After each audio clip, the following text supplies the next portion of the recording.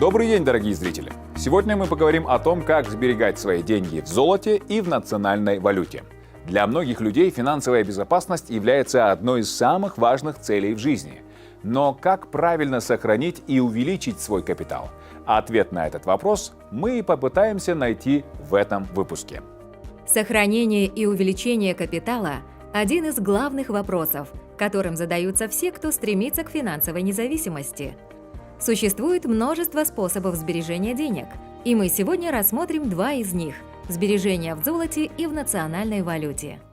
По моему мнению, в нацвалюте, так как я считаю это удобнее и без лишних морок. Скорее всего, в золоте, потому что это больше как международное и так лучше сохраняется, чем в национальной валюте. Все равно национальная валюта зависит от чего-то, и она не может сохранить свою ценность в том виде, в котором она имеет. Я бы выбрал золото, потому что валюта это нестабильный, не всегда все стабильно у нас. Я делаю сбережения, но пока в валюте. Мне кажется, до золота мне еще копить и копить. Золото используется в качестве инвестиционного инструмента, так как его стоимость не зависит от экономической ситуации в мире и сохраняет свою покупательную способность на протяжении десятилетий. Золото имеет множество уникальных свойств, которые делают его ценным как драгоценный металл и в качестве инвестиционного инструмента. Стойкость к коррозии и окислению. Золото не реагирует с воздухом, водой, кислотами и щелочами, что делает его стойким к коррозии и окислению. Это означает, что золотые изделия и монеты могут сохранять свой блеск и ценность на протяжении десятилетий и даже столетий. Золото является одним из самых плотных металлов на Земле. Это означает, что даже небольшое количество золота может иметь значительную стоимость. Цена продажи и обратного выкупа золотых мерных слитков устанавливается ежедневно и размещается в 9 часов утра на официальном интернет-сайте Национального банка.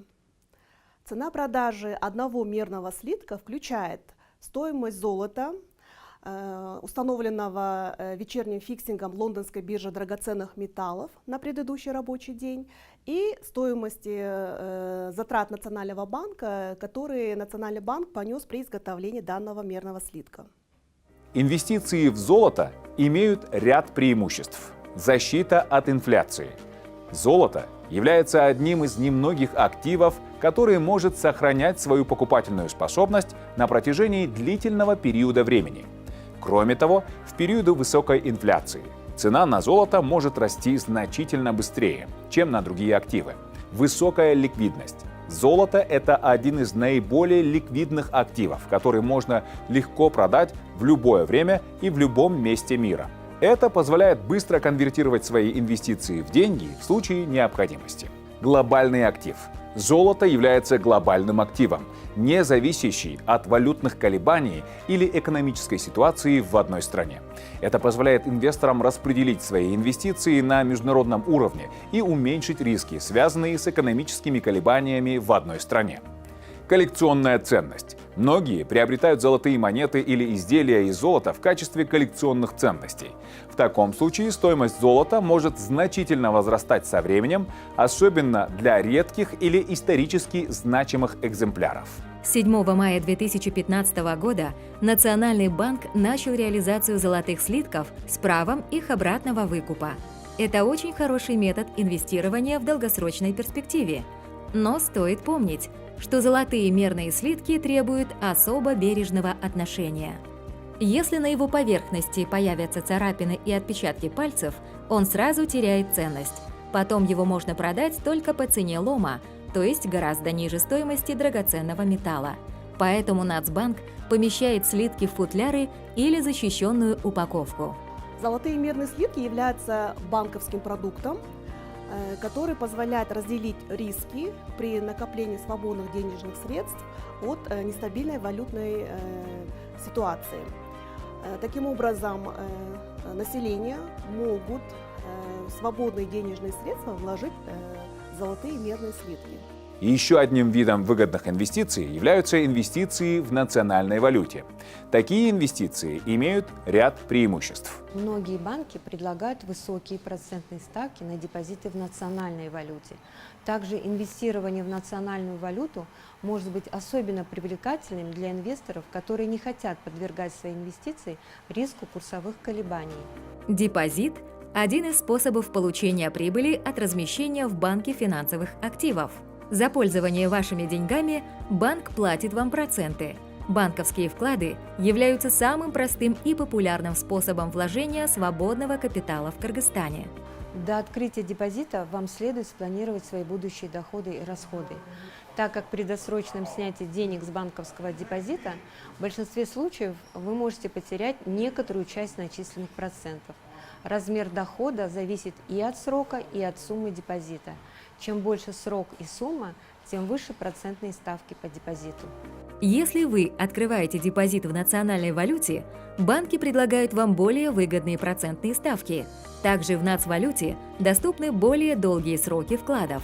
Депозитные вклады в Кыргызстане защищены Агентством по защите депозитов. При наступлении гарантийного случая агентство выплачивает вкладчику сумму до 1 миллиона сомов. Еще одним преимуществом является наличие государственных ценных бумаг в национальной валюте. В Кыргызстане государственные ценные бумаги представлены следующими видами. Государственные казначейские векселя, ГКВ. Это краткосрочные дисконтные государственные ценные бумаги со сроком обращения 3, 6, 12 месяцев. Номинальная стоимость одного ГКВ равна 100 сомам. ГКВ гарантированы правительством и являются наиболее безрисковыми ценными бумагами Кыргызской Республики. Государственные казначейские облигации, ГКО. Это долгосрочные государственные ценные бумаги правительства Кыргызской Республики сроком обращения 2, 3, 5, 7 и 10 лет с процентным доходом, так называемым купоном. Именно этим купоном ГКО отличается от ГКВ. Купонная ставка определяется Министерством финансов вместе с другими параметрами аукциона. Казначейские обязательства, КО. Государственные ценные бумаги, выпускаемые Министерством финансов в соответствии с утвержденным правительством Кыргызской Республики положением о порядке выпуска, размещения, обращения и погашения казначейских обязательств Министерства финансов Кыргызской Республики. КО являются именными документарными ценными бумагами.